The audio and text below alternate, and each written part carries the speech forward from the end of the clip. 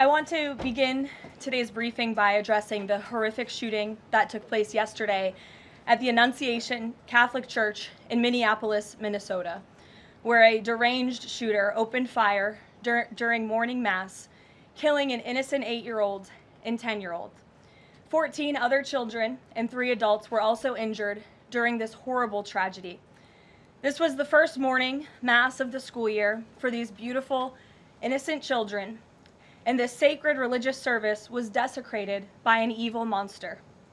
We are all eternally grateful to the heroic law enforcement officers and first responders whose courage and swift response aided all of those impacted by this horrible tragedy. As Director Kash Patel confirmed yesterday, the FBI is currently investigating this shooting as an act of domestic terrorism and a hate crime targeting Catholics. President Trump signed a proclamation yesterday following his call with the governor of Minnesota, Tim Walz, acknowledging the victims and their families and directing flags to be flown at half-mast. President Trump and the First Lady encouraged the entire nation to join all of us in praying for the victims and their families as they face unimaginable grief and loss. The White House and the FBI will continue to provide further updates as they become available. I also have a quick scheduling announcement for you today. The President will travel to New York City on September 22nd to address the United Nations General Assembly on Tuesday, September 23rd.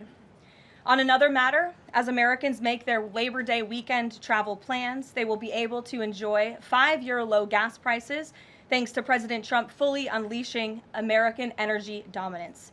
President Trump ended Joe Biden's Green New Scam policies and is delivering on his promise to make America affordable again. These savings at the pump are giving everyday American families more room in their budgets at the end of each month, which is the exact opposite of what we saw under the previous administration. And as we commemorate Labor Day this year, we finally have a president who fights and delivers for the American worker every single day. President Trump believes that American workers are the heart and soul of our economy and our national identity, which is why he's championed an agenda that puts them first always. For decades, the hardworking men and women of our country who built the greatest nation in world history were sold out by selfish, greedy, short-sighted globalists who put our country on a path to economic and cultural ruin.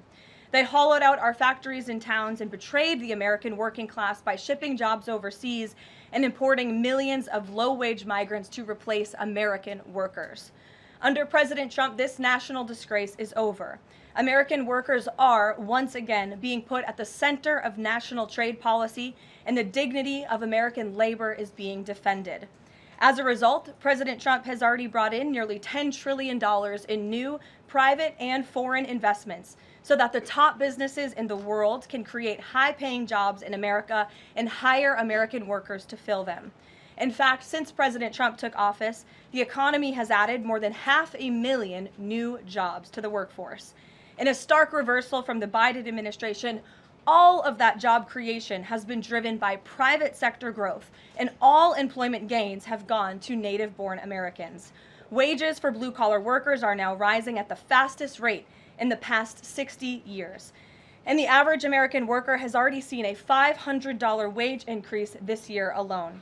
Thanks to the largest middle tax cuts ever signed into law by President Trump, with no tax on tips, no tax on overtime, no tax on Social Security, Americans in all 50 states will keep more of their hard-earned money. The average American taxpayer will see a tax cut of nearly $4,000 because of these pro-growth provisions, according to analysis from the Nonpartisan Tax Foundation. In other news, President Trump continues to deliver on his promise to restore law and order to our nation's capital.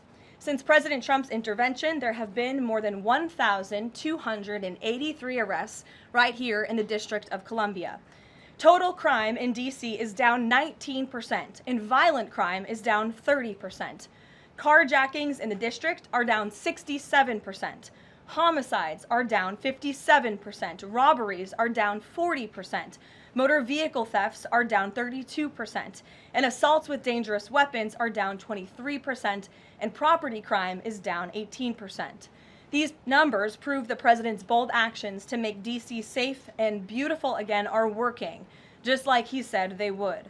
And that's why on Monday, the president took additional action to sign an executive order taking steps to ensure that cashless bail in Washington, D.C. is eliminated. For too long, D.C.'s reckless cashless bail policies have allowed dangerous criminals to be quickly released, which endangers everyone who lives in and visits our wonderful capital. No cash bail has also foolishly forced law enforcement to repeatedly arrest the same offenders over and over again, only for them to be released back into our nation's capital. This is the definition of insanity, and the president is seeking to end it.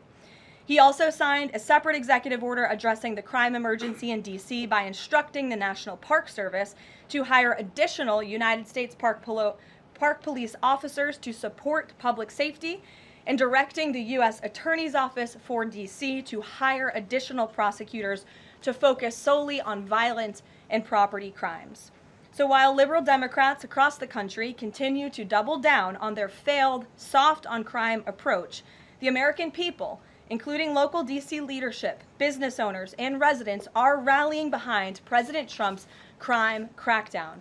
According to new polling, 81% of Americans say crime is a major problem in large cities across the country. And a clear majority of Americans believe the president's actions are justified and necessary to reduce crime in these cities. Indu Bhatia, who runs a liquor store a half-mile from the White House here just down the street, is one of those Americans who are grateful for President Trump's public safety push. Indu recently told the New York Post that her store was robbed so many times that they had to spend exorbitant sums of money on security, jeopardizing her family's financial future. But thanks to President Trump's strong action, Indu said, quote, "All of my employees, including me, we feel much safer, and even our customers feel really happy when they walk into our store." And just yesterday, Washington, D.C. Mayor Muriel Bowser credited President Trump for surging federal law enforcement personnel and said neighborhoods, quote, "feel and are much safer." We thank Mayor Bowser for her cooperation and her willingness to help us make D.C. safe and beautiful. This entire effort has vindicated what President Trump and law and order advocates have been saying for years, and this is our message to Americans in Democrat-run cities nationwide. Decline is a choice. You don't have to live in constant fear of being robbed, raped, or murdered. Your leaders are lying to you, and they have been failing you for decades. The President Trump approach of upholding law and order by letting our brave men and women in blue actually do their jobs to aggressively fight crime works. In just a few weeks, President Trump has done more for D.C. residents than Democrats did in 50 years. And this can be replicated in other crime-ridden cities across the nation. As President Trump has said, all of these elected officials in charge have to do is pick up the phone and ask for the president and the federal government's help. President Trump doesn't care if they are a Republican or a Democrat leader. He wants Americans to be safe and for every law-abiding American citizen across the country to be able to thrive in their city and in their community. With that, I'll take questions. Here in our new media seat today, we have social media influencer, content creator, Brandon Tatum. Brandon, thank you so much for joining us today. Why don't you kick us off? Well, Karoline, thank you so much for having me. I really appreciate it. And on behalf of everybody that follow me, the millions of people that follow me, I want to say thank you for